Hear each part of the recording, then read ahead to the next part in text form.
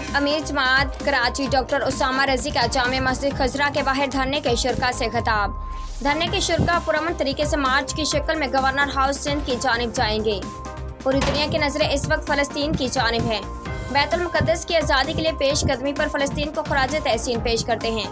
کراچی عالم اسلام کا دھڑکتا ہوا شہر ہے۔ دھرنے کے شرکا اور اہل کراچی فلسطین کے مجاہدین، مظلوم و نہتے مسلمانوں کے ساتھ ہیں۔ ہم مذمت کرتے ہیں کہ یہاں بھارت کی بالادستی قائم کرنے کے لیے کشمیر کو تسلیم کرنا اور کشمیر کو زیر دست لانا، بھارت کے پاکستان زیر دست لانے کا یہ والا خلافی مسمار ہو گیا ہے۔ ہم حماس کے مجاہدوں کا شکریہ ادا کرتے ہیں اور انہیں سلام پیش کرتے ہیں۔